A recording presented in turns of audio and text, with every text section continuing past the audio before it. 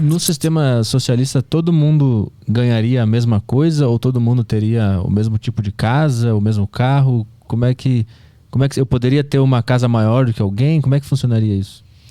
Bom, vamos pensar no período imediato a uma revolução que criasse essa situação. Nesse período imediato, você precisa manter e gradativamente ir ampliando aquilo que já existe na sociedade capitalista. Então, por exemplo, o trabalhador desqualificado vai ganhar menos do que um engenheiro, sem dúvida nenhuma. E a tarefa dos governantes seria de diminuir essa distância gradativamente, né? Criar uma situação de isso aí não fosse uma distância muito grande. E dar oportunidade também para todo mundo que queira fazer uma faculdade fazer. Por exemplo, na Rússia mesmo, quase toda a população, até 3 décadas atrás, tinha acesso à universidade. Era universal. Mas isso também, vamos falar a verdade, também era assim nos países desenvolvidos. Não é uma coisa do socialismo, é uma coisa do desenvolvimento. Só que num país desenvolvido, o que acontece? Você faz a faculdade, mas você não consegue emprego. Então muita gente nem faz a faculdade porque sabe que não vai. Uhum. Só as pessoas que acham que tem alguma oportunidade vão fazer. Você tem que ir diminuindo, né, a distância social até que ela desapareça por completo. Mas aí todo mundo seria um engenheiro ou o trabalhador de uma construtora ganharia o mesmo que o engenheiro? É isso? O Marx tem uma frase famosa que diz o seguinte, que o sistema de distribuição no socialismo seria de cada um, a sociedade teria de cada pessoa aquilo que aquela pessoa pode dar. Então, se você tem a oferecer força física, é o que você vai oferecer. Se você tem uma capacidade intelectual, você vai oferecer isso. Se você é uma pessoa mais fraca, vamos dizer assim, você vai oferecer menos do que a pessoa mais forte. Uhum. Ou se você é uma pessoa menos inteligente, ou sei lá, você vai oferecer menos. Mas você vai oferecer o que você puder oferecer. E você vai receber o que você precisa. Então a frase é assim: de cada um de acordo com as suas capacidades e a cada um de acordo com as suas necessidades. Eu fico com um pouco de medo dessa frase porque ela determina o que eu sou e o que eu mereço. E eu não sei quem que está determinando isso. Eu acho um pouco assustador. Não, porque não muda nada. Não muda nada. Você simplesmente está constatando que as pessoas são desiguais e que a contribuição social delas vai ser desigual. Sim. Vamos pegar um caso mais simples. Peguei uma criança. A criança não tem nenhuma contribuição social, ela só gasta. Mas a sociedade entende que o que ela pode contribuir não é agora, é no futuro. Mas agora ela tem necessidades, então ela vai receber tudo o que ela precisa. Mas a gente não está tratando adultos como crianças nessa realidade? Não, porque, digamos assim, você teria liberdade para fazer o que você acha melhor, né? À medida que as pessoas começam a se emancipar do trabalho pesado, que é o trabalho que a sociedade necessita para sobreviver, aí as pessoas adquirem a liberdade de se dedicar àquilo que é mais apropriado para elas. Você pode ser um artista, você pode ser um arquiteto, né? Uma sociedade socialista vai precisar de arquiteto, você pode ser um engenheiro. Você pode ser o que você quiser, porque a sociedade daria a você a oportunidade de ser isso aí. Coisa que hoje não existe. Porque ela já estaria te pagando um salário simplesmente porque tu está dentro daquela sociedade. Então, o que tu vai fazer da tua vida é livre. Exatamente. Tu pode ser um artista, um engenheiro, meio que tu vai de encontro à tua vocação nessa realidade. E tu não tá pensando na grana. Mas e aí o conceito de oferta e demanda? Como é que ele entra numa sociedade socialista? Nem existe. Quando a gente chegar nesse ponto, teria que ter desaparecido o mercado, que é a oferta e demanda, e teria que ter desaparecido o dinheiro. A sociedade já não funcionaria sobre a base do dinheiro. Porque o dinheiro é um tipo de contabilidade social típico do capitalismo. Uhum. Se você não tem mais capitalismo, o dinheiro vai desaparecer completamente. Você vai, vamos supor, isso é uma especulação, porque é difícil de prever exatamente como seria, mas vamos supor, você trabalha, é registrado lá que você trabalhou. Uhum. E por esse fato você tem direito a uma série de coisas. Sim, alguns papéis. Que é o dinheiro. Não, no dinheiro não. Então eu ia trabalhar em troca de serviços. Digamos assim que você, vamos supor, você receberia um documento que diz que você trabalhou. E como você trabalhou, você tem direito àquilo que a sociedade produz. Nós temos que levar em conta que uma coisa extraordinária que eu acho da teoria socialista do Marx é que ele não previu o desenvolvimento técnico atual. Né? Por exemplo, os computadores. Mas a teoria dele já prevê a extinção do trabalho braçal. Uhum.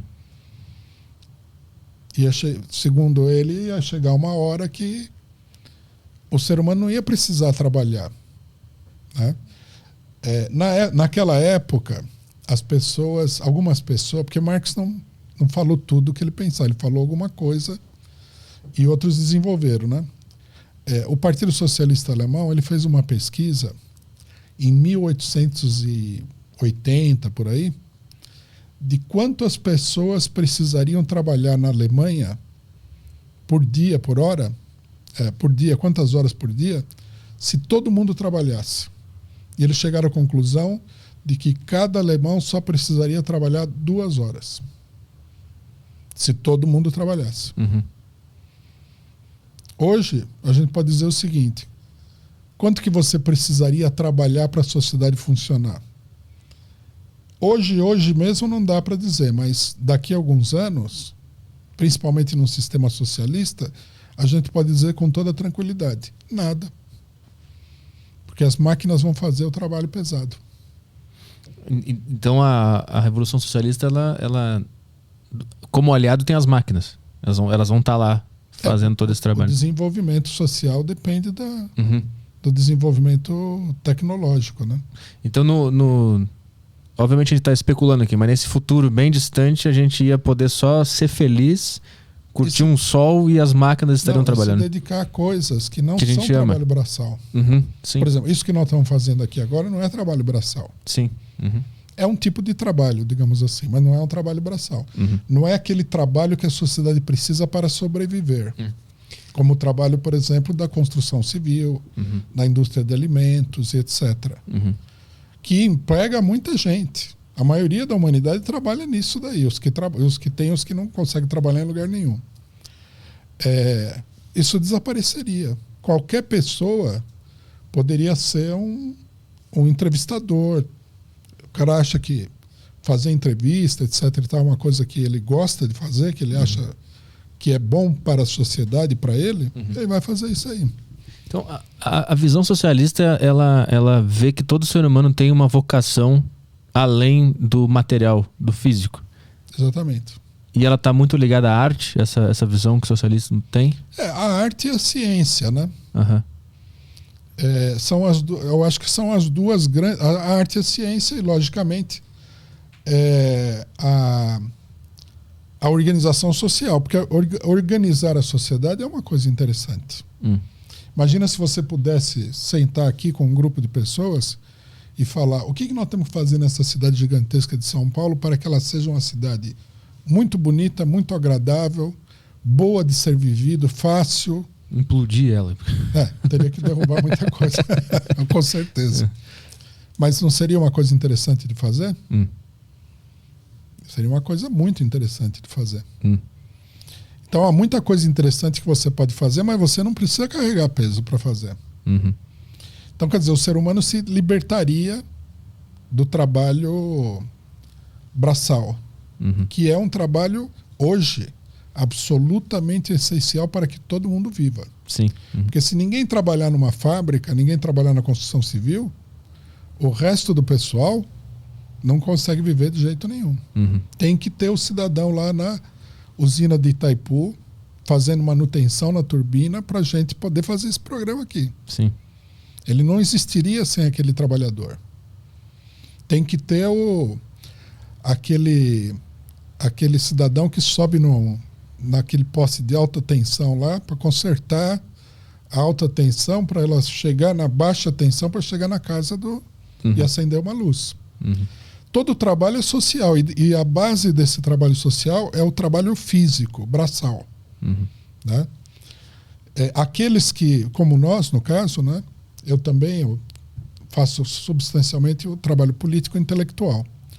Faz o trabalho intelectual são as pessoas que têm o privilégio de não pegar no pesado. Não quer dizer que nós não façamos nada, não é assim. Eu, por exemplo, faço muita coisa. Mas se não tivesse a pessoa que pega no pesado, eu não conseguiria fazer nada. E eu só consigo fazer isso daí porque algumas pessoas estão carregando aí o peso que eu estaria carregando se fosse distribuído igualitariamente. E no futuro, com as máquinas estarão fazendo esse trabalho. E esse trabalhador de hoje ele vai poder se dedicar a algo que ele ama de verdade. Exatamente. Ele pode fazer uma pesquisa, ele pode desenvolver um sistema de fabricação novo, ele pode desenvolver um sistema de purificação da água novo, há muita coisa para fazer no mundo. Né? E ele ganharia, no primeiro momento, um salário do Estado? A mesma coisa que o cidadão que fosse, sei lá, fizesse parte do autogoverno do país, vamos supor. Ganharia a mesma coisa. E depois, lá adiante, não ia existir mais nem dinheiro. Porque tudo já estaria garantido pelas máquinas, é isso? Elas já estariam produzindo comida e eletricidade, água, tudo que a gente precisa. O que é uma coisa que a gente pode ver hoje, né? Dá pra vislumbrar. Dá pra vislumbrar, né? Não existe totalmente, mas dá pra perceber que isso vai acontecer.